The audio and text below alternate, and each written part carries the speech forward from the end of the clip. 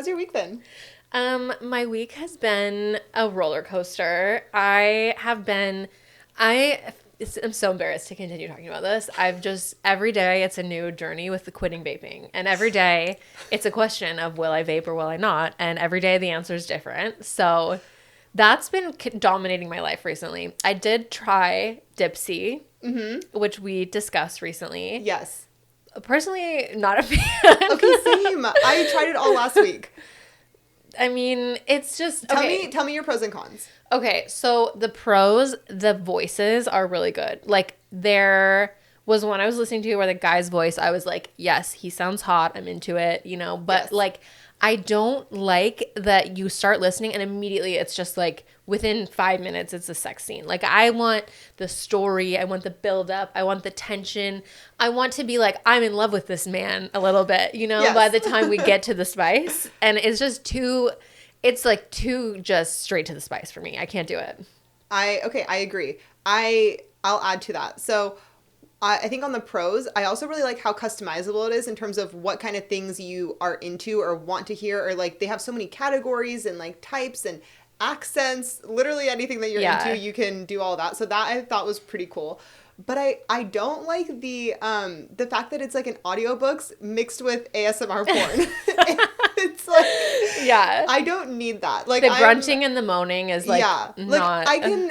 It's like you could say like, then he moaned, and like I know what that sounds like in my head. Like I don't need to hear him moan, Yeah, I'd rather hear it in my imagination. Exactly. Yeah, it's like taking away. I think part of the fun for me is either reading the book or the audiobook where like the imagination of like what is happening and kind of like you're reading it but you're kind of like picturing it in your own head. Yeah. But then when I'm hearing them like actually moaning, I'm like, no, this is like not the voice I heard in my head or not the sound I heard, or it's just like it's like different. a little too real. Yeah. Yeah. And it's a little bit too, like the really fake porn moans. Yes. It's a little of that.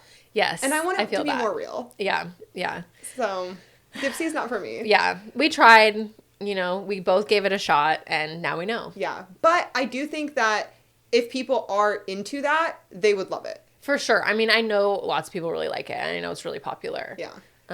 It's just like, I don't think that liking spicy books necessarily will translate to liking Dipsy. Like, you've got to be looking for like that specific vibe, 1,000%. I did though finally get Libby. You did. I finally I'm so did. proud of you. So, how are you liking it? The only reason why I haven't gotten it is because I thought that and this is so embarrassing, I thought that in order to get a library card, you had to go into the physical and we can't have that.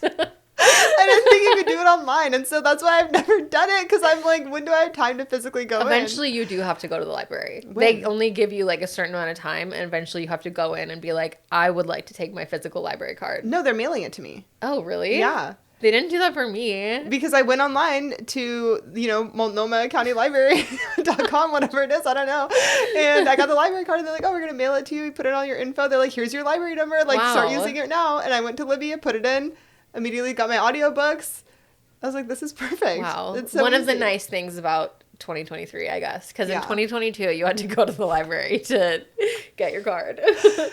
So because of that, I've just been able to expand my my books, the ones I'm listening to. I'm flipping through a couple right now because some of them are like not really as captivating, but I'm like trying to figure out if they're gonna start getting captivating soon. Yeah. And then it's been great, and there's so many to choose from. Are you on Book Talk?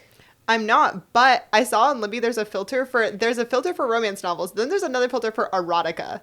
Wow. And I did not know that was another filter, and now I am on that filter. You're on the erotica filter. I'm on the erotica filter. Have you tried any of the erotica books? Yes, I'm listening to one right now. Very hot. Wow. But like you said, it does a really good job of doing the build up and the actual sex. Because I agree, Yeah. I need both. Like I can't just have them jump in right away. Like I need more backstory. This one is great. It's great. And then I'm listening to another one that's more romance novel-y. And that's the one that I'm like rating. They still haven't done anything yet, and I'm like, it's like really far into this book. Like Yeah. I really need something to happen soon because it's just we're like there's too much backstory at this point. I'm Yeah. like, and also I'm like getting a little mad at them because I'm like, you guys are really suck at communicating. Like your I hate relationship that. needs I some hate help. that. Like you the really need to talk. miscommunication trope is like the absolute worst trope in romance novels, I Yeah. think. When it's like you just didn't tell each other something and now you're fighting about something that didn't even happen. It's Yeah. like grow up, Yes. Learn to communicate. Yes. But we'll see how that one goes. But the erotica one, hold on, let me find the title. Just because actually today somebody was messaging me telling me that they're dipping their toe into smut and they're only reading the stuff that we're recommending on the pod. Wow, I'm so honored. Please do not start with Haunting Adeline. If that is you, you need to build up to that book. It is not, like I said, it's not for everyone, and you need to check the trigger warnings and read some other spice first before you start with that book.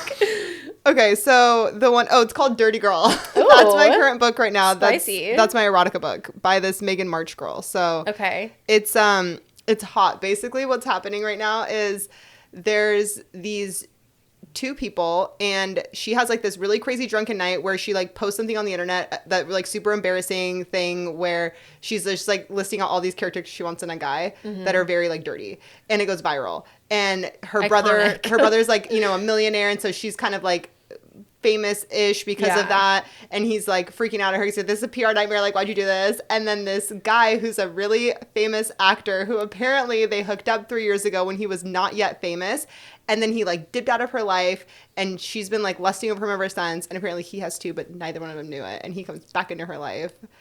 Gets spicy. Wow. Okay. So, this sounds good. Yeah.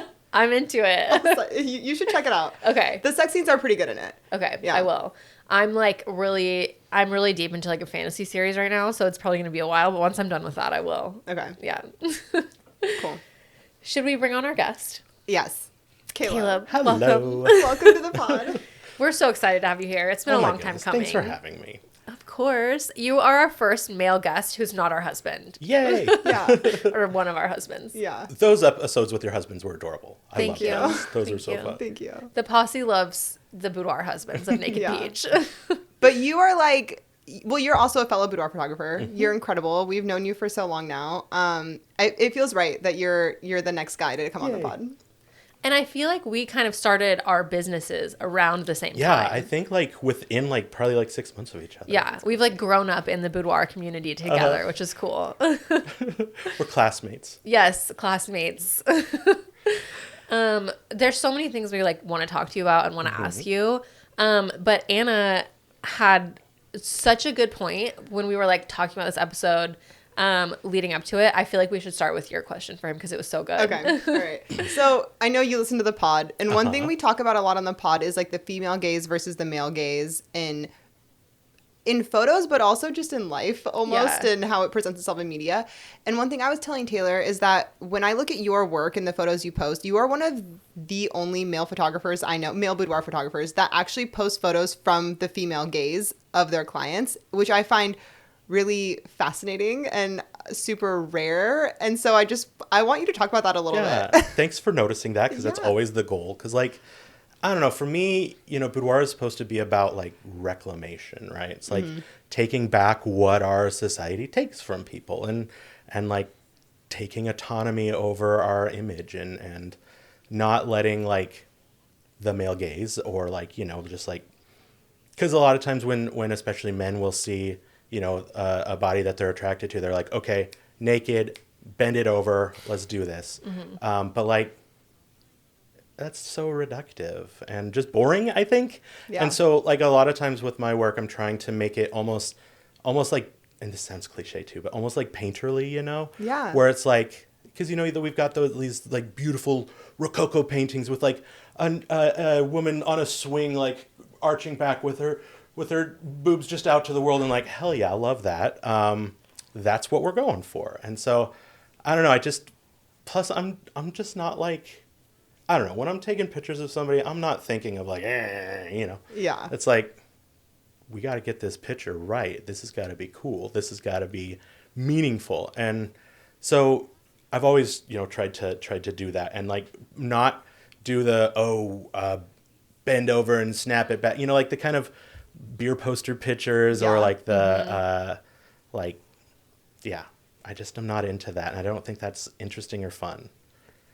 I feel like I can confirm that this is true because I have modeled for Caleb before. You have. And I very much felt like, okay, we're trying to get like a really cool shot here, you know? Like, I think you're actually the only male photographer I've modeled for, so I don't have much to compare it to. But I've heard stories from clients and models, and So have I. yeah. And even just seeing like even if it's really beautiful photography, I feel like you see a lot of male photographers where it's like very like here's some tits, you know, like Yeah. that is like the sort of focus, and it feels very male gazy. So Yeah. Well, and that's always kind of my objective too, is like, I don't want anybody ever to feel like when they've been in front of my camera that they've been objectified. And because there are so many people, like other photographers in my area that I know that have been like abusive in a way, but they still, you know, have people who work with them. And I'm like, I don't ever want anybody to be in a position where, you know, they're talking about a photographer to their friend and they're like, yeah, my pictures came out okay, but I felt like I was being gawked at, or, you know, I felt like I was, you know, objectified or taken advantage of, because that happens far too often. And I care far too much about the people who decide to work with me to ever like see them in anything other than like this co-equal part of this creative process where we're both literally trying our best to get the coolest, best, most empowering photo, period. Yeah. And I'm assuming this happens to you too, but we have a lot of clients that come to us because they've had some kind of trauma or, you know, something in their past that they're trying to reclaim through their boudoir shoot. And so that's like even more important when you're working with. Yeah, the last thing that I ever want to do is like, if someone trusted me with this like hard part of their life that they've lived through and worked through and are trying to like come out of the other side of that, to add back to that, that's just a betrayal in like the worst kind of way.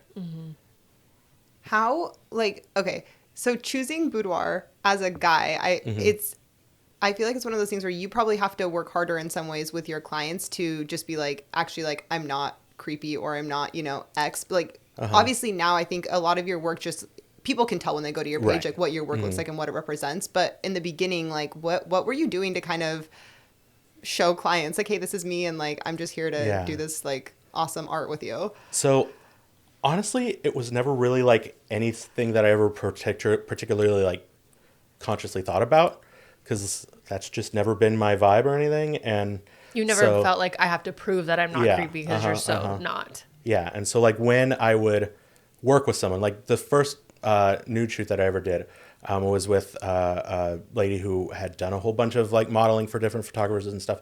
And she was just like, do you mind? I was like, no, that's fine. And like, I remember on another one that I did where it was a co-shoot with me and another photographer, and that photographer said to me afterwards, she was like, wow, I've like never seen somebody who didn't like at least like ogle, like even like I'll ogle. And I'm like, you're a female photographer who's like nominally straight, like what's going on? Anyway. Yeah. It's just I've never felt like I had to because at the end of the day, like, I know that men suck. I know that men are shitty. You know, I make a lot of videos about that because it's the truth. Like, we as men sit in a position of generational and economic and all this privilege and advantage where, obviously people have been hurt by men. Like, it's not a bad thing to admit, and it's not hard to try and rectify that on your side of things.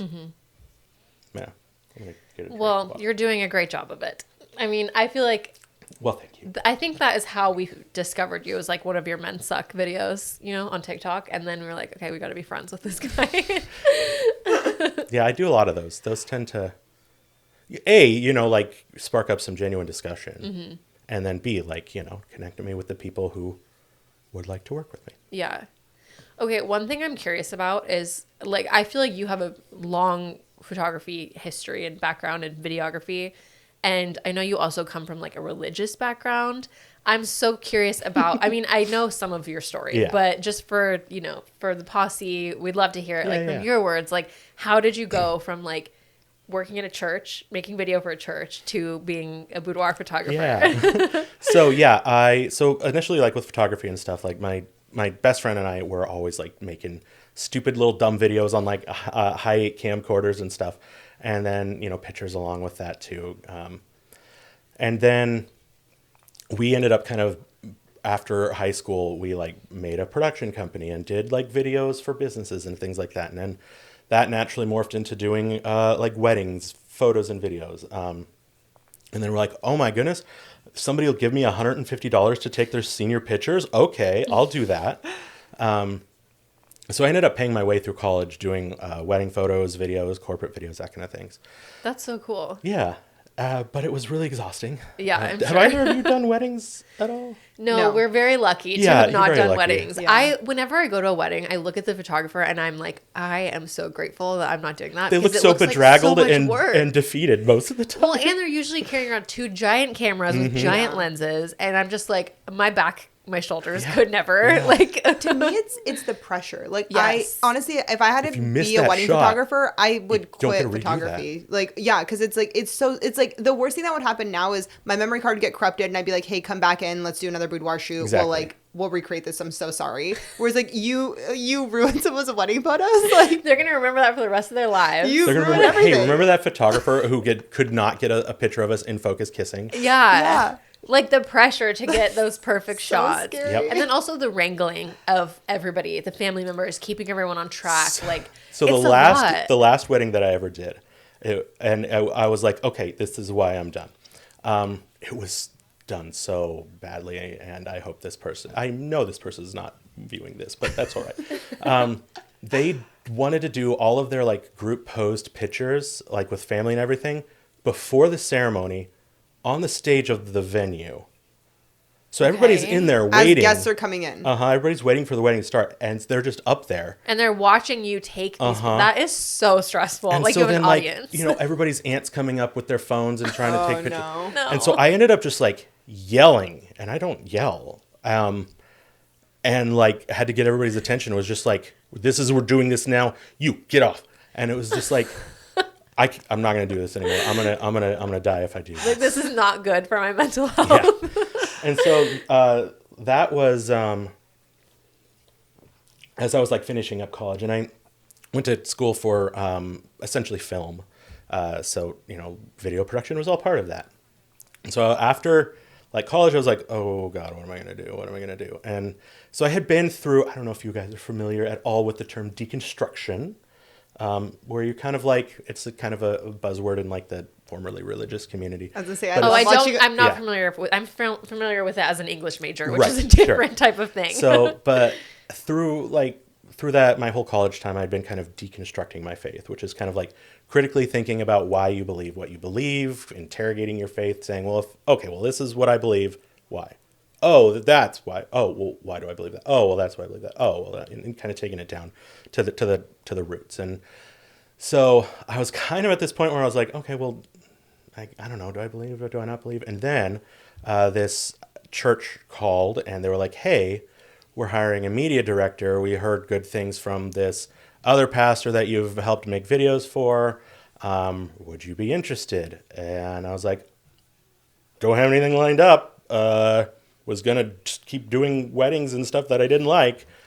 Let's talk. And so I ended up working there for 5 years after I graduated from college.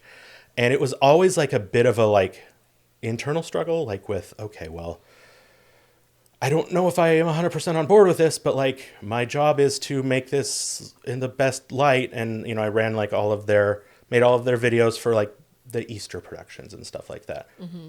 Made some dope ass Easter videos, let me tell you. Like, well, yeah, good stuff. But then, after a while of that, I was just like, I just don't feel right with this. Then I had met and married my wife, and I literally had never introduced her to any of the people at the church because it was just like, I don't want these two, like my real life and my work life to cross paths. And you were not going to church like on your own at this time? right, Yeah. yeah, except for on Sundays when I had to be there. Yeah, when you were working. Yeah, and so I was just kind of like, I have to be done with this. I have to be done with this. And my wife had gotten an opportunity to help run one of the cool big fancy Starbucks in Seattle. So we were like, okay, here's my out. And so I submitted my 2 weeks notice. They talked me into a month notice, tried to gaslight me into coming back for the Christmas productions, was able to not do that. And then just was like done with that. I'm like, okay, I'm out of that world. Like deconstruction process done, which of course, think anything that you think about anything is never fully done. Yeah. And so we lived in Seattle for a year. I I did marketing for a street sweeper manufacturer, and it's really hard to make a street sweeper interesting. As someone who's worked in financial marketing, I feel your pain.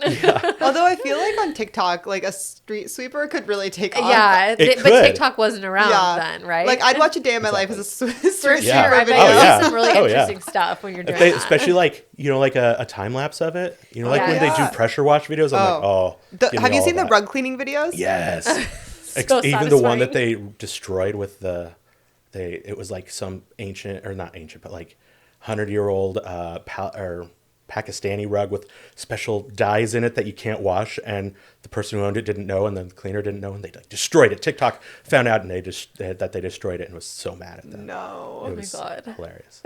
But anyway, so then we moved. We were like, Seattle not for us. We moved to Bend, and I started doing marketing, tourism marketing for a little town north of Bend. But I didn't like it. It was not that fun. And then when we found out that my wife was pregnant, I was like, okay, I'm not going to spend all of this time away from my kid as he grows up. Because my commute was like 40 minutes. We wanted to be in Bend, but anyway. And so I had been kind of starting taking up pictures again. And always like the best part of weddings was like the getting ready pictures. When everybody's got like you guys were talking about the last episode, during the wedding, you know, you get all your fun, cute stuff going on. And so that was always like the fun part of weddings for me, when everybody's like not stressed, and, you know, they've got all the different layers and the different meanings of things. So you get the cool, beautiful shots of, you know, like this is Aunt Mildred's necklace that I'm still wearing, you know? Yeah. And so that was always the fun part of weddings. And I was like, wait, that's kind of what I want to do. And then I had another friend who, I don't know if you guys know her, but Brie from Babe City Studio. We've never like met, but we know She her. Yeah. is, oh my God. If you're not following her, go follow Babe City Studio. No, but She seems really badass. She is wonderful. One of the coolest people I've ever met. I feel like it's so funny, like going from working in marketing to doing something like this, because it's like, tell me if you relate to this. Working in marketing is so hard because it's like you literally are like propping up capitalism, and it like you can't not be aware of that every day of your life as you're doing it. It's really like, no matter how good the product is or how valuable you think it is to people, you still know in the back of your mind, you're like, I am capitalism doing this job. Well, and especially because, like, you know, with the street sweeper company, I don't care about street sweepers. I don't know if this is a good street sweeper or not. And then with like tourism marketing, I know this town isn't that interesting. Yeah. I know that the 5 things that are here are going to be things that people go like, okay, that was fine. Let's go to the bigger city. Yeah. It's like you just kind of have to keep selling it. Yeah. But then like doing this, it's like, oh, I don't actually have to feel like I'm coercing anybody, because like this is genuinely helpful to so many people, and exactly. like genuinely beneficial, and in a way kind of helps deconstruct a lot of the things that people think about themselves, which then causes them to buy more things and chasing feeling good about themselves. So Totally. Yeah. I love that. Okay, let's look at. and that's almost kind of one of the ways that I like am able to be okay with still, like, you know, running a business and like trying to be profitable and all that. Yeah. Because like I know that my work does help people genuinely like start seeing themselves outside of identifying with a product or with a brand or with like their consumer decisions. Because like once you see yourself as like super valid and super equal, and then you don't necessarily need to go buy the new whatever to make yourself feel a little bit more like real. And so Yes. that's always a good thing. Yeah. And one thing that I have really noticed about doing this, obviously, like Boudoir is offering, it's giving so much more, like something so much more valuable than any product, you know, Yeah. that I ever was selling when I was doing marketing. But like also just like having like real authentic connections with people one-on-one versus like putting stuff out there in the void and being like, maybe someone will buy this, but I don't really know because I'm not on the Yeah. sales team. Yep. Like, you know, Yeah. but like really being able to like watch your clients go through the whole process and like hold their hand through it and then like have a relationship with them is like, I don't know. I feel like that fills my cup so much more Yeah. than anything else ever did. And I know it sounds a little cliche, but like I genuinely feel like I'm friends with all of my clients afterwards. Yeah. Oh yeah. Like I would literally just like go hang out with them, or like we could talk about anything. Yeah. And actually, so my last shoot, weird things that we talk about at shoots, right? We were talking about like abortion bans or whatever, and how her partner, he had gotten a vasectomy like in his early 20s because he knew that he didn't want to have kids, and how she was like excited that he could do that, but of course she couldn't because anyway. So we started talking. I was like, okay, this is probably going to be TMI, but then I like told the story about, and again TMI alert. No such thing as TMI. Yeah, not on this Here. podcast. I went in for a check to see when I could get mine, but my vas deferens is in the wrong place. So I ended up having 3 people come and like fondle me and like, oh yeah, that's in the weirdest spot. But anyway, it was just like talking about this with her, and I was like, oh yeah, this is probably TMI. And she's like, no, you're literally just like seeing me naked. Like, Yeah. there's no TMI here. Yeah. And so it's like we get to have these really cool relationships with really cool people that aren't, like burdened with weird stigmas about society and stuff. Cause it's just like, yeah, about my testicles, and I've taken pictures of you naked. So like, cool.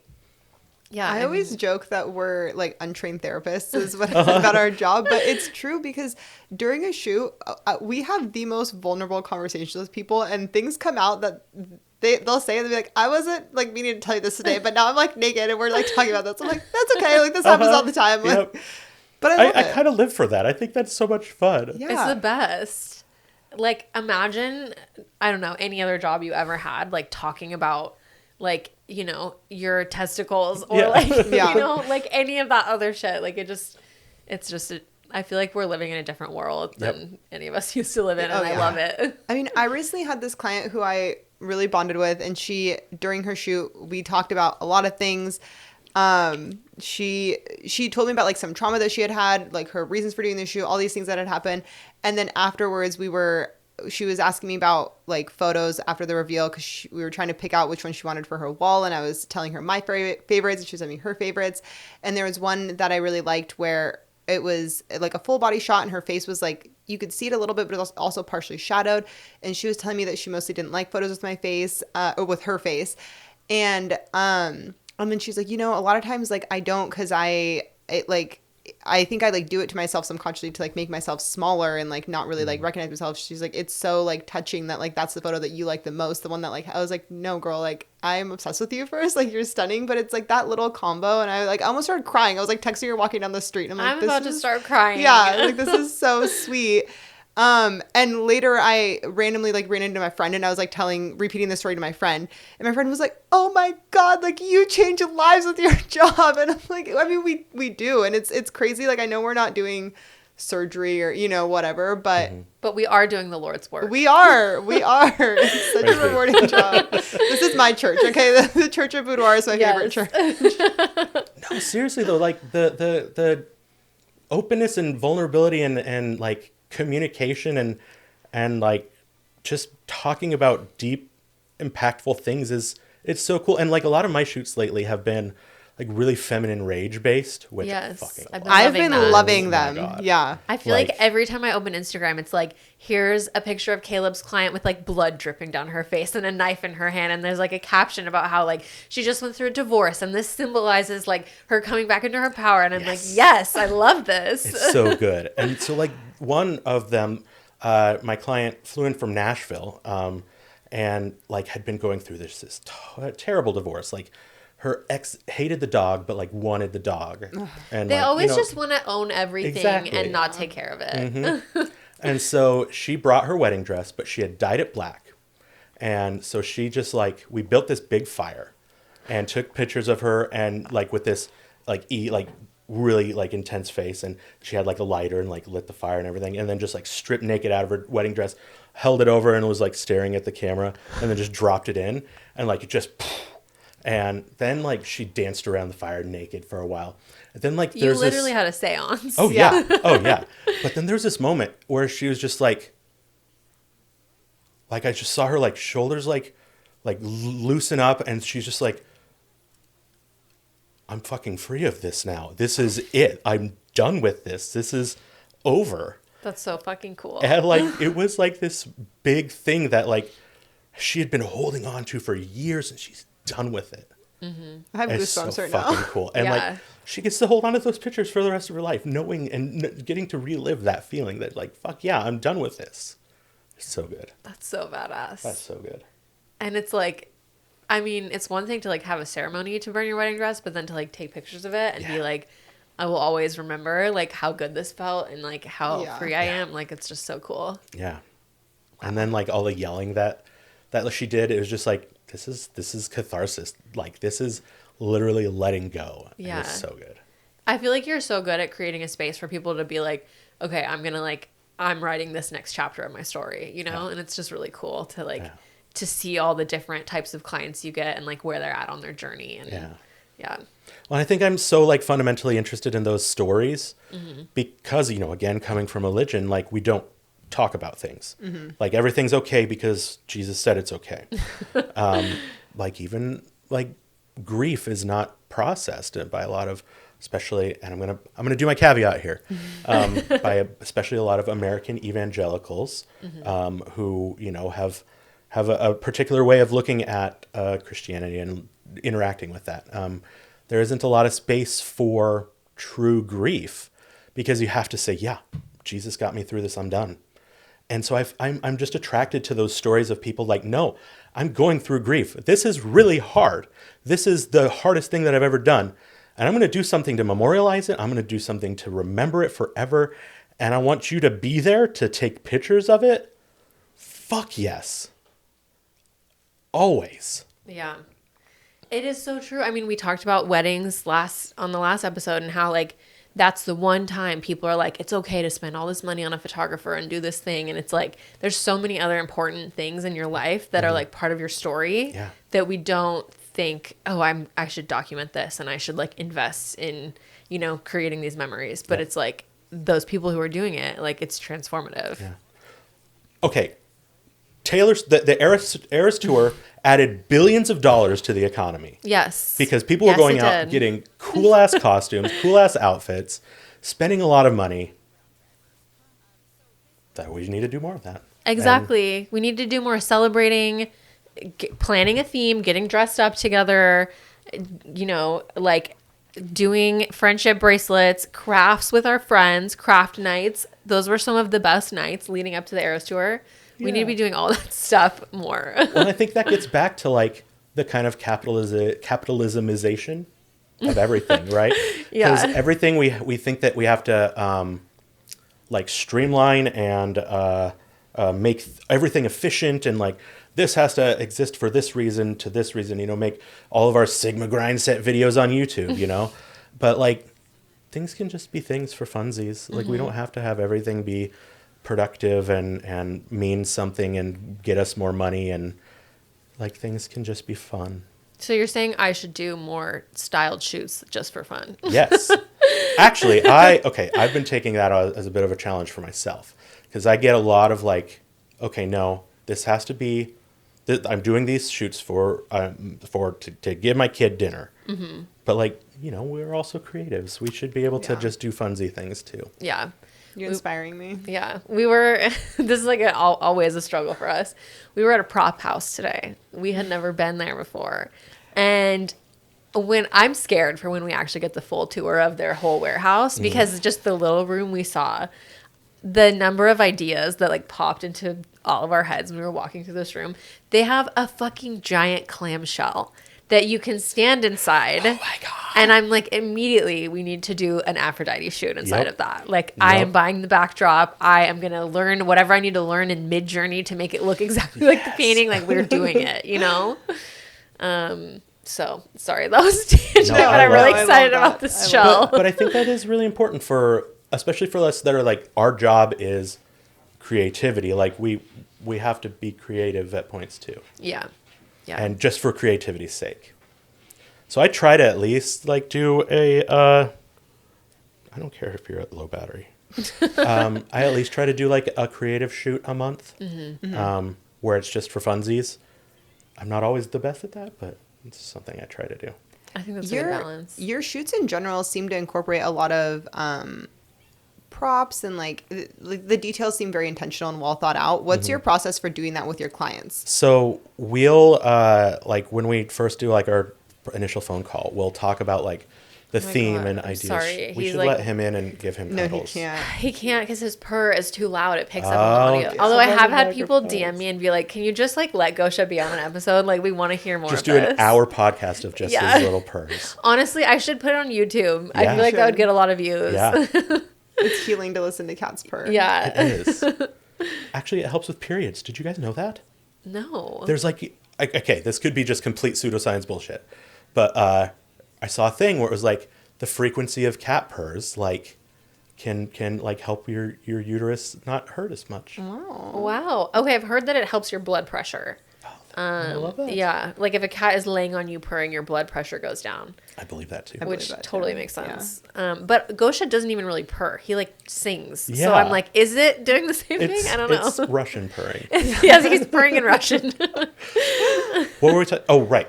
Process with. Like, Yes, climbing. Yeah, process. yeah. Yeah. So we'll like talk about what they're wanting to do, what their intention is, and a lot of times, you know, it'll just be like, yeah, just want a regular shoot, just as like I love the outdoor ones or whatever, or like at this space that you should in. So we'll just kind of go with that, and then, you know, we'll talk through things. But if a client has a particular like idea, like for that client with the blood and like so, you know, we started out with her in her wedding dress.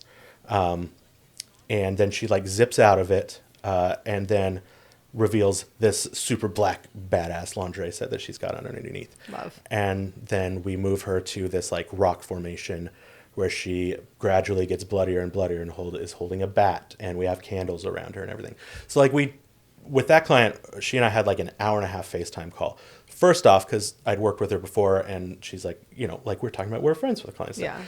We just like talked and commiserated about, because the prior shoot that I had done with her was for her husband as like a last Wow. ditch effort kind Wow. of a thing. Wow. That's so like full circle. Yes. And part of me was like, oh God, that feels so terrible. But the other part of me was like, oh no, this is a story that we can tell with these pictures now. Oh yeah.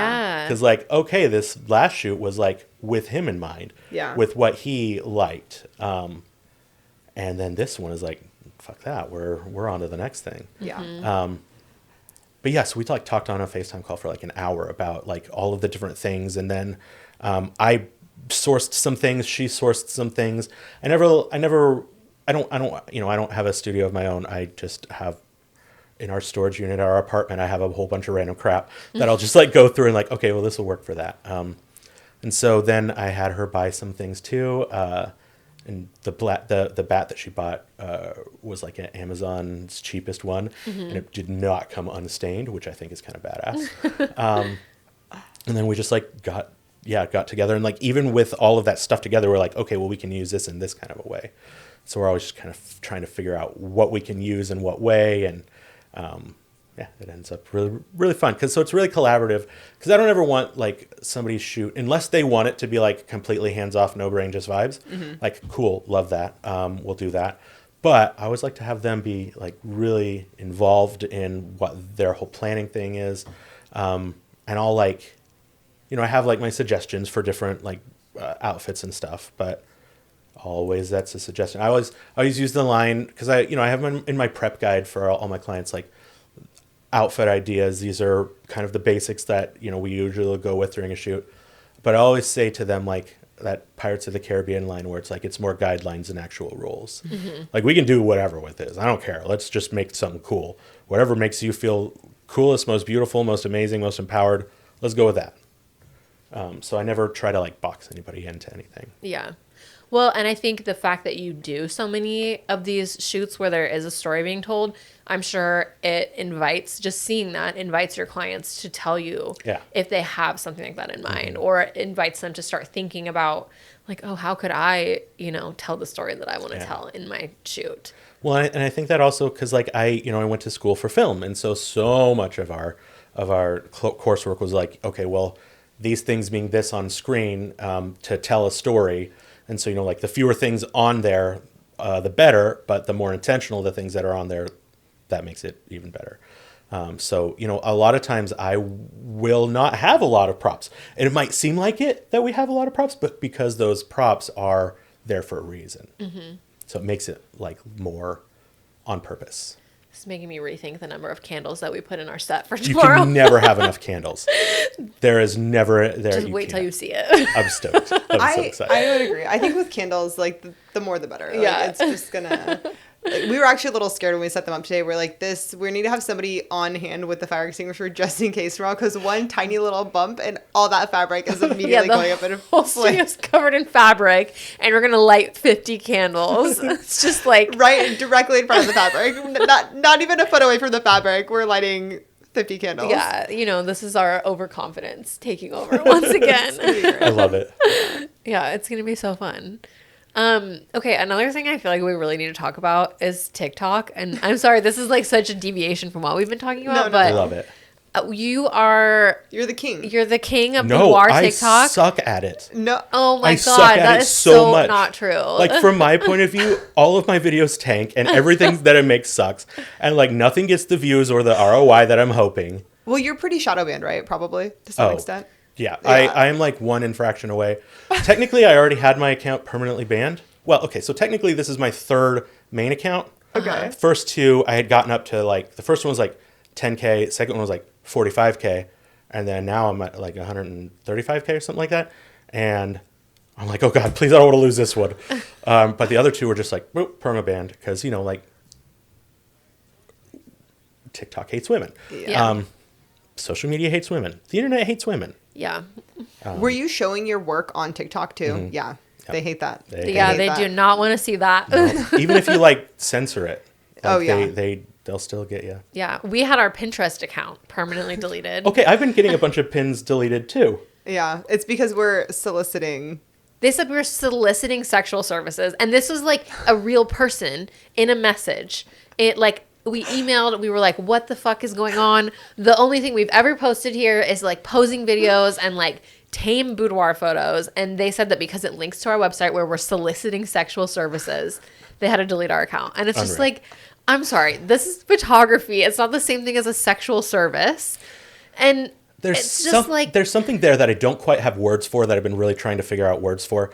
But it's like when you get to like, get a peek at like a 20-year-old influencer who, was that a little wardrobe malfunction? Then it's like perfectly okay. But Yes. when it's someone intentionally like taking control of their body and control of their image, then like, nope, too far. it's like male Yeah. gaze versus female gaze. Yeah. Yep. Yeah. Or if it's someone doing a swimsuit haul, Yeah. perfectly fine. Yep. Somebody wearing piece of lingerie, absolutely not. Yeah. Yeah. Absolutely And not. even though you're seeing the exact same amount of skin. Sometimes even less. Yeah. It's like because you wanted to be sexy, it's not okay. Yeah. Yep. And it's so fucked up. Okay, but you are the king of TikTok. So I Well, thank you.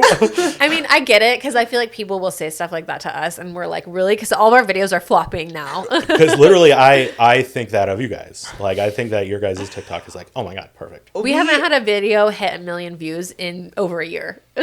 Yeah, I think probably the same. Also, I think that something is actually broken in our TikTok because for the past, I don't even know how many months, we haven't gotten a single follower. Like, we've had videos pop off, but I think they're not letting people follow us. Well, our following has actually been going down recently. So the other day I noticed we had no. hit 111K, and I was like, cool, great. And then I went to like our followers, and it was like the graph was going down. And then every time I go to our TikTok, it's 110.9, 110.8, 110.7. So it's like every time we're losing followers. And it's like, I know people aren't just unfollowing us every day. Like, our videos are doing well. And nobody unfollows anyone on TikTok anyway. It's not like I don't know when I've ever Instagram. unfollowed anybody. Literally on- never. No. And so I'm just like, what is happening here? TikTok is deleting our followers? Like, Yeah, probably. That was a thing like with some really big accounts like a year ago or something too. Really? Like big like political influencer accounts. Like they were like, Oh. oh yeah, I'm literally losing like 100,000 followers at a time. Like what is going on? oh my God. So We're it's on not their a thing. radar. It could be It like means we're famous. bot purges. Yeah. You know, where like bots follow all the time. Yeah. it seems too consistent to be that, though, you know, because Yeah. it's like Yeah. every day going down, and it's and like, it's like we haven't gotten it's not possible that we can't get a single follow. It's like we've had some Right. videos do pretty well recently. And it's like some of it should be balancing out. Yeah. You know, it should be at least like staying not stagnant. even one person Yeah. wants to follow us. Like, not even- Yeah.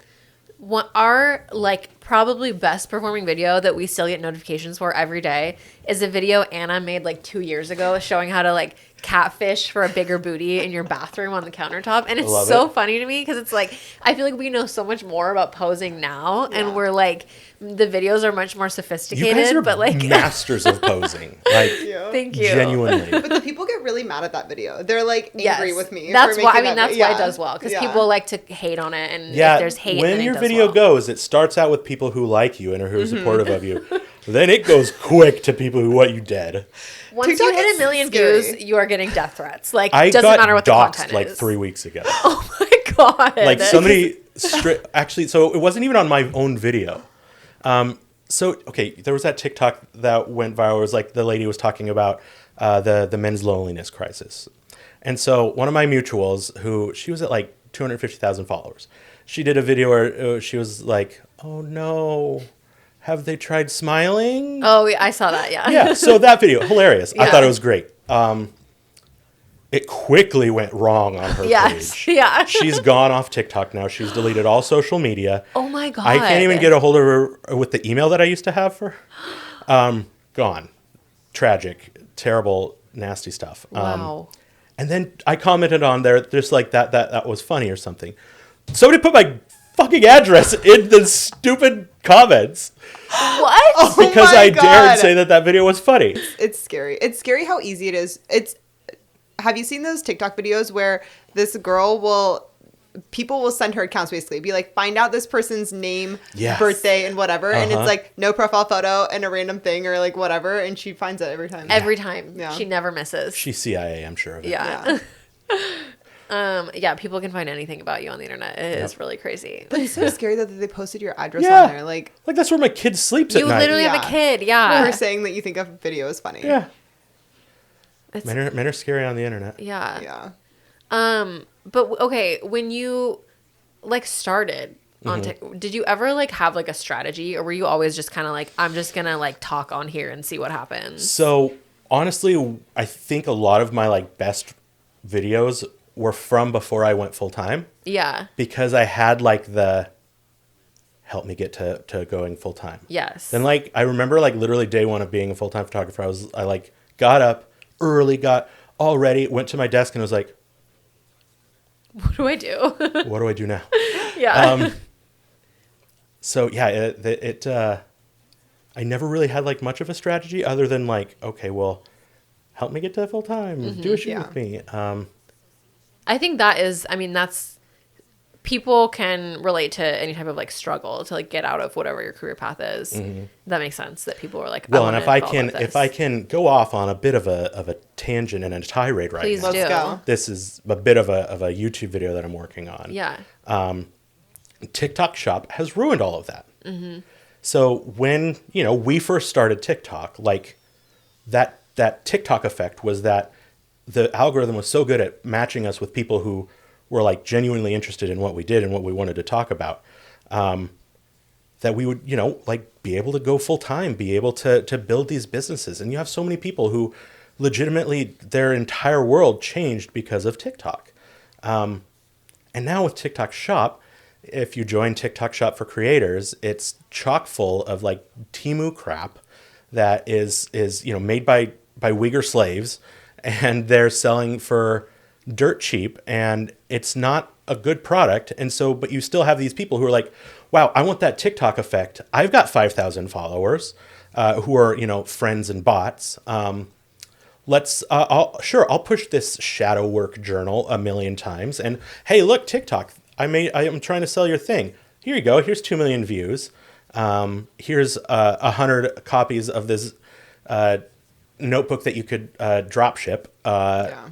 And then, boom. Okay, look at me. I'm an influencer now. I can sell all of this stuff that's crappy on TikTok, and and it's not actually like. And I don't want to sound like a crotchety old man about it, but it cheapens in my mind that whole thing that TikTok was good at. It was connecting people who had a good idea with people who like that idea.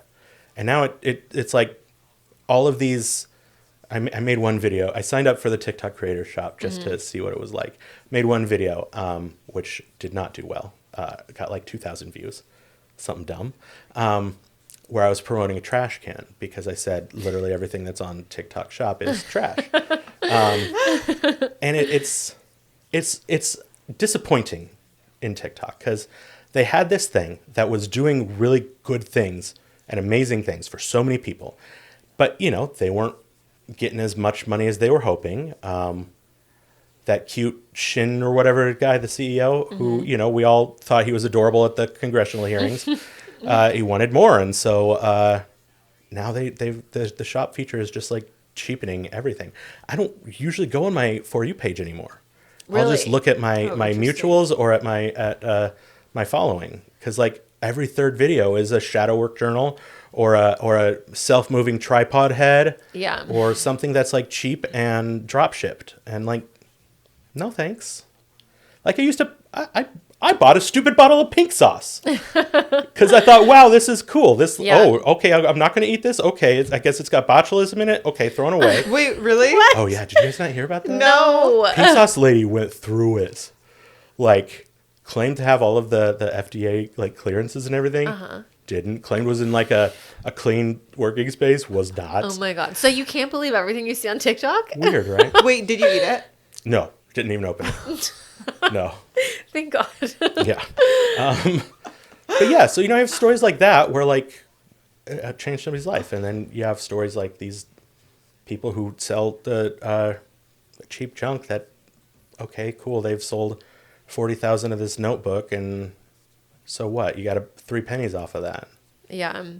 And it sucks because it's like, I feel like it's, you know, it's never enough for any of these companies. It's like, how long have we been asking Instagram to like change things, you know, like to show us like our friends and family or like, you know, it's just like they're always making the app worse. Like and I heard recently, I saw a video that these apps are all going to start offering like subscriptions. Like, you know how YouTube Premium is the thing? And like every few videos it asks you if you want to subscribe to YouTube Premium. It's basically going to do that for like, they're testing that for TikTok and Instagram and all the other apps. And they're like, the whole goal will now be to actively like make your experience negative on the apps if you have the free version. And it's just like, I feel like they're just always trying to squeeze another dollar out. And it's like, it sucks because it's like, this is like, not only is this like where we're going for our fucking businesses to grow, but it's also like, you know, for a lot of people, it's like where they find their friends and connect with people. And like, people have found so much community through these platforms. And it just sucks that like, where they try to forget that they're being squeezed for an extra dollar everywhere. Yes. Yeah. Yes. And it just like, it's like they just, you know, have to always keep pushing us, and it sucks. I'm actually curious to see how that's going to go for them when they switched it, if they switch to this model, because with YouTube, like, people are watching YouTube like TV a lot of times, you know? Whereas Instagram, people are getting on Instagram because they're waiting for their coffee to get made and they get on the app. It's really different. And so I wonder if like how many people are actually going to subscribe to Instagram Premium just to... I pay for my blue check mark on Instagram. Yeah. But it's your business. I'm just saying people who are just like who have jobs outside of needing to be on Instagram for their job and are just using it to like catch up with friends or whatever. Like, are those people actually going to be paying for this service, right? Because like I said, it's like you're not watching it the same way you watch YouTube videos, you know? I would pay for TikTok if it meant that I wouldn't see ads on TikTok anymore. Honestly, I agree. I agree. Yeah, but that's different because I feel like TikTok, you go to watch it like you watch YouTube. But I feel like Instagram's different. Instagram is just like a casual check what's going on and then close the app. But TikTok, I'm like, okay, I'm going into my hole and my enclosure and I'm gonna watch TikTok for an hour. You know, YouTube basically like made me pay for premium because like that's all my kid wants to watch is YouTube videos. Yes, like, it's his favorite. And then one day, I was like working in the other room and I heard Matt Walsh say, "What is a woman?" And I was like, "Oh no, hell no! You are not going to be serving transphobic documentary ads to my 4-year-old." Oh, so I was like, "Okay, I guess I'm paying $23 a month for YouTube Premium because I'm not going to let my kid hear terrible transphobic nonsense in an ad." Worth it to make sure your kid is being raised right. Yeah. Oh my God. Okay, that was actually another thing I wanted to ask you about because we've talked about this. Like, I don't have kids yet, but I want kids, and I always am like, I want a girl because raising a boy in this world scares me. I mean, it's scary to raise anyone in this world, but I am always curious when people have boys, like, especially someone like you, who I know you're a feminist and you're really like walking the walk. How do you like, what are the things you do to like make sure you're raising a boy who is going to also be a feminist? I do not hide my work from him. If he is coming in to like hang out with me while like, wants to bother me, I'm not like swiping away for him to not see my work. 'Cause, Oh, like, interesting. bodies are bodies. Yeah. People are people. He doesn't need from being a kid to like say, oh, this is supposed to be hidden. Obviously as he gets older, and that'll be different. But like, yeah. And then my wife is like hella feminist, like the most feminist. She's so fucking cool. I love her. Anyway, She seems really cool. she is. She's the best. Like, I thought about at the beginning when you guys were talking about the different novels. I thought about texting her and saying, "Give me your top 5," but she wouldn't be able to. It'd be too hard to narrow it down. Last year she read 300 books. Whoa. Oh my God. The majority were spicy books. Oh, you should have We her need send her us- recommendations. Yeah, tell her. Okay. Yeah. I would Okay, I'll love, tell even if her. she has like top 10, top 20, I don't care. Yeah, or like top authors, anything. She Okay, knows. I'll She have clearly her. knows what she's I'll have doing. her. Yeah. Yes, she does. the posse would love her recommendations Yeah. too. She does. Do you read her books too? I've only ever read one spicy book, and it was actually for another podcast. Really? Yeah, there's a podcast called Boobies and Newbies. Okay, I've And never heard she this, but I is like the name. She's a spicy author, Okay. and she's here in Portland. And so she gets people just from like normal life or something like that to read their first spicy book, and then they talk about it. Her as like an experienced, spicy author, and all in the publishing world and all that kind of stuff, and then somebody who has no idea. So she actually had me read a book called, oh shoot, what was it called? Oh no, I don't remember what it's called. But it was about a boudoir photographer. Oh my god! And it was the cutest thing ever. And then we talked about it on our podcast, and so I've only ever read one of those. But yeah, it was adorable. Oh shoot, what is it called? Well, if you think of it, you have to yeah, tell us. Yeah. Does Colin read your books at all? No, so I've seen TikToks where girls will like read their book out loud to their husband, Yeah. or like where people will talk about that, how like if you find a scene you really like reading it out loud to them. And I'm like, oh, I'm like embarrassed to do that. I don't know. Yeah. I'm like, it's something I need to get over. Yeah, 'Cause if you I told want him. to, if you want to hear me read a blowjob scene in explicit detail, go listen to that podcast. Okay. I mean, I will be listening to that Yeah. podcast now. I love this. No, but I'm like weirdly like embarrassed to do it. Yeah. But he's like, why? Like, if it's getting you excited, we should try it. Yeah. But I'm just like, I need to get over What if it. you had him read it to you? That would be better. Yeah. I think I can't like. It can't come from your mouth. He has to yeah. be the one saying it. Yeah. Yeah. Bedtime stories have a whole new meaning. Yeah, right. It's a whole different type of bedtime story. Has Gavin read any of yours? No, like I've told him about certain plot lines and things like in the books, but I haven't like given it to him to read. But yeah, maybe I've like sort of recreated scenes or like been inspired to Yeah. be like, okay, let's try this. But Yeah. I'm never like reading word for word, like, and then she moaned, you know? Like, yeah. But let's make that our challenge this week. Okay. Last week we tried Dipsy. This week we'll have our husbands read a spicy book scene to each of us. Or we read it to them. Yeah, One of so the one two. or the other. Dipsy is like all amateur like voice character or voice actors, right? Is it? They seem They professional to seem me. really professional. Yeah. They're very good at their I had job. a friend, an Instagram friend, who got like recruited, Oh. but she wasn't like a professional voice actor or anything. Was her voice really good though? Yes. Yeah. I will say, listening to Audible, I enjoy the voices of the actors more in Dipsy Yes. than just like the regular people reading the Audible books. But it's still just too Audible much. Audible readers get hilarious. Yeah. There are some pretty good ones. Like some Yes. of them where I'm like, oh, like you're really like, I don't feel cringe listening to you say these like words. It's like you're really committing to your character, Yeah. you know? But then there's some I've listened to where they are actively making me hate the character in the book. And I'm like, I can't keep listening to you do this because I don't actually hate this character, but it's just Right. your tone of voice that's making me hate Yeah, them. it just really changes the whole vibe. Yeah. Like whether you like their voice or not. Yeah. I don't know. Sorry, I'm we gonna, got I'm really gonna off. try. Oh, and, yeah. I'm gonna try and look up the name of that book. Okay. Oh yeah, look it up. Because that's bugging me. Okay, sorry, but you were talking about your son and raising him. Right. And you show your work. What else? Or should we give you a sec to look Yeah, that maybe up? let me look this up. Okay. Because I am not good at multiple Our things at florist once. is texting me about tomorrow anyway, so. Okay.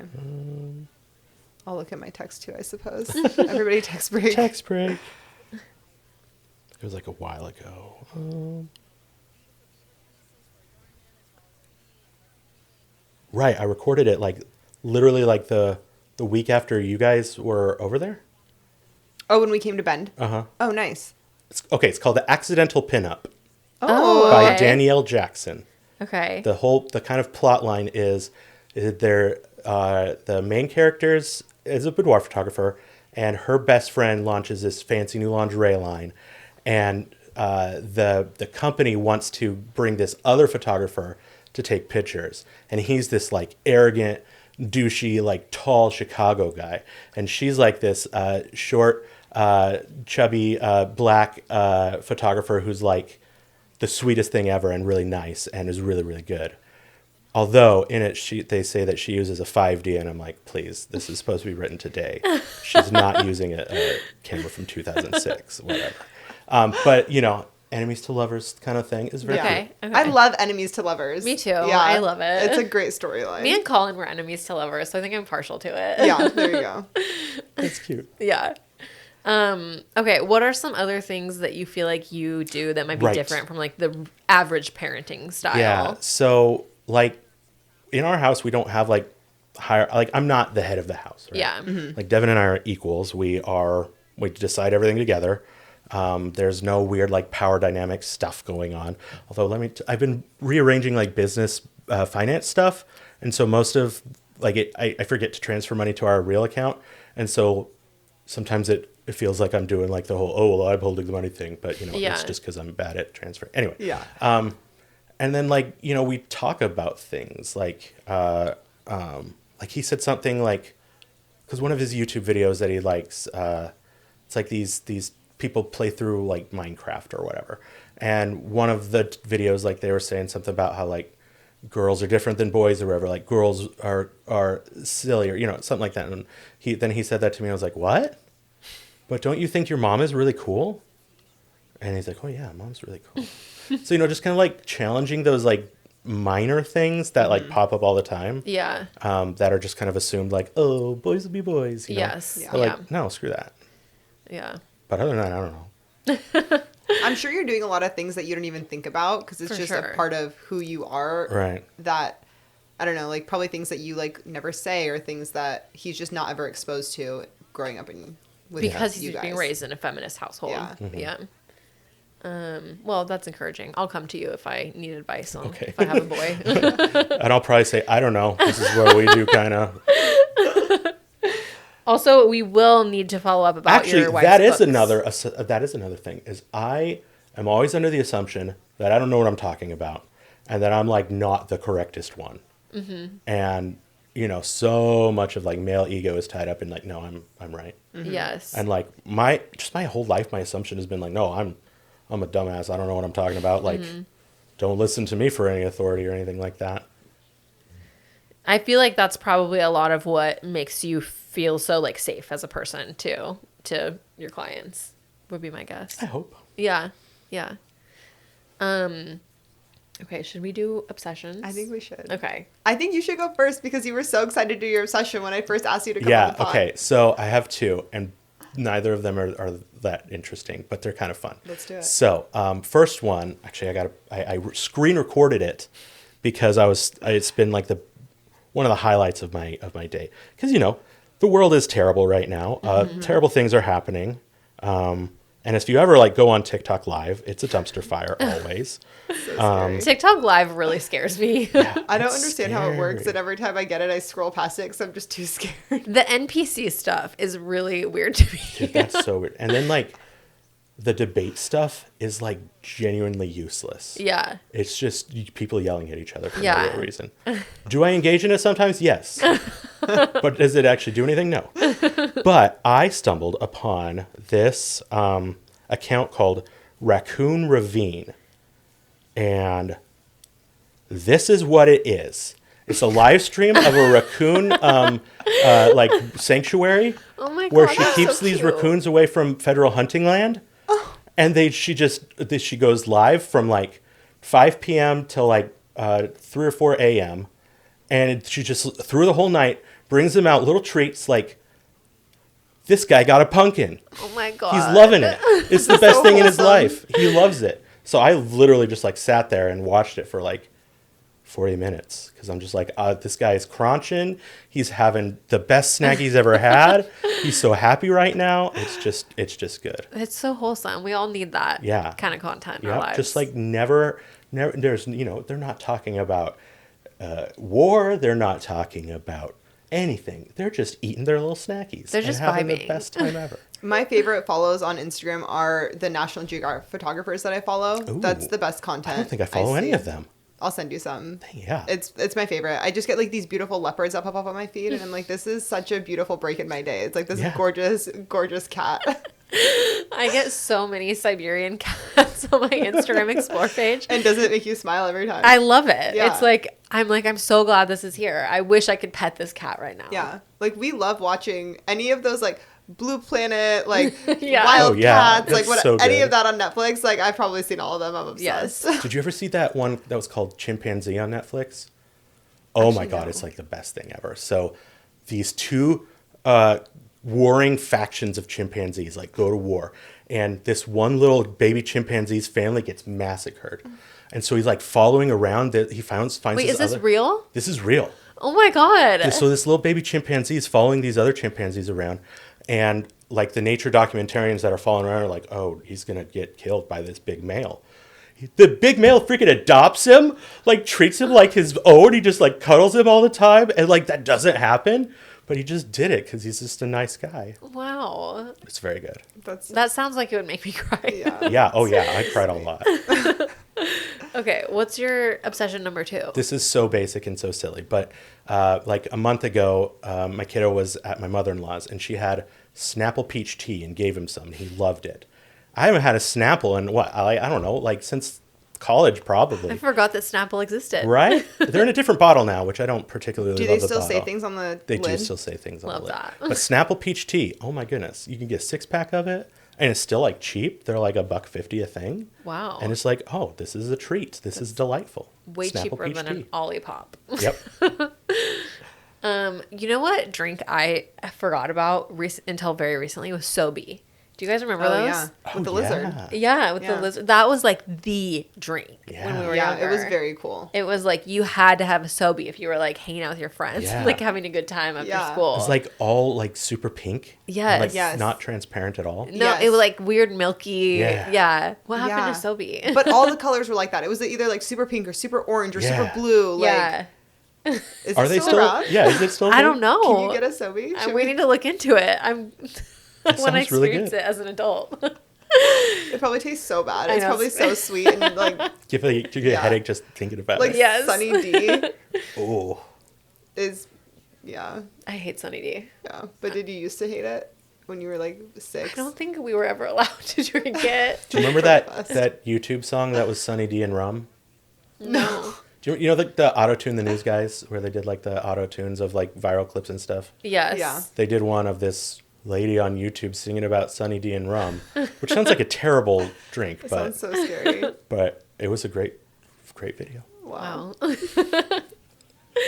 Okay, my obsession this week is a fantasy book I've been reading. I posted about it on my story, so some people may already know, but it's called Red Rising, the first book in the series, and it's so good, you guys. I'm listening to the audiobook of it, and it's narrated by a guy with an Irish accent, which I love, and there's no spice in it at all. Maybe there is later down the line, I don't know, but it's not like spicy fantasy, it's just like fantasy. And it's like, it's set in this world where it's like way ahead in the future, so I guess it's kind of sci-fi too. And people are living on Mars, and all of these planets have been like colonized and terraformed by humans. And like what humans have done is they've genetically engineered different like races amongst the humans. And so there's like golds who have like, you know, extra strength, and they're like smarter than everyone else, and they have like these gold tattoos to mark them as golds. And there's like pinks who are like engineered to be like, you know, the the sex workers of the world, and there's like all these different sort of like races that are engineered to like do certain things, and like the story centers around this kid who's at the very bottom of the tier. He's a miner, and he like works this really dangerous job, and he's been told his whole life that he's responsible for helping Mars become habitable for humans. And then he finds out that humans do live on the surface of Mars, and that they're just like keeping everything running, basically.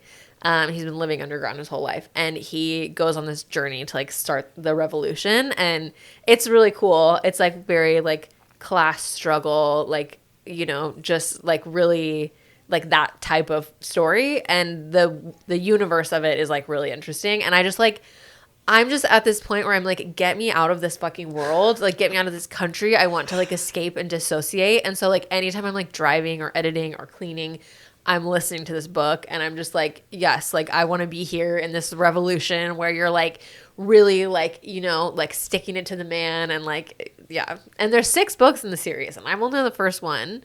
So you know, there's so much to look forward to. You've been needing a new series after you finished your Court of Thorns and Roses. Yes, after I finished all the Sarah J. Maas books, I was kind of adrift for a while, and now I have a new thing to attach my personality to. So, you know, it's not that shocking that like so many like millennials and Gen Z are pretty progressive politically. Like, how much of our media growing up was the Hunger Games? You know, like people getting trapped in this terrible socioeconomic spot and then like fighting a revolution. So it's like no weird thing that we're all like, screw capitalism. Exactly. And it's just like, we haven't had our moment yet, but we're all ready for it. This book will have you ready for the revolution. What's it called again? Red Rising. Okay. Yeah. Because he's a red. Yes. And he's rising. Exactly. Okay, my obsession this week. So, Brasada Ranch, close to where you are. I'm going to be going there this weekend. We've been going there for a long time because Gavin's parents own like I think they changed the name. Did they change it? I don't think it's Brasada anymore. Oh, what is Really? it now? I could be totally wrong, but I'm like 80% sure. I know there's other ones there. We've been going there for a long time because they have a cabin there like since like, I don't know, 2015, 2016, something. But recently I've been noticing a ton of influencers are going there. So clearly Brasada is really doing something with their marketing where they're just paying all these influencers to like go on trips. And Kendall Jenner was there recently, wasn't she? Yeah, but she wasn't influencing it. They were Still, just the fact that she was just there I is know. really interesting. But they built these new little like It's a different one they changed. it's a different there's like all these cabins that you can like rent on the property or whatever. I describe Brasada Ranch as like a baby Sun River, basically. Like if you've ever been to Sun River, it's just like very, very small version of it, not, you know, whatever. With better sunsets. The sunsets are truly unmatched. But they have these these cabins, whatever, that you can rent. Then there's also like further up the hill homes where people can buy homes, whatever. And now they've built these little tiny like studio sized, super, you know, modern like cabins that are just like perfect for Instagram. And that's why all the influencers are like being paid to go there now on these trips to like promote these new little like mini aesthetic. They almost remind me of those like getaway houses, you know? Mm-hmm. They're just like very aesthetic.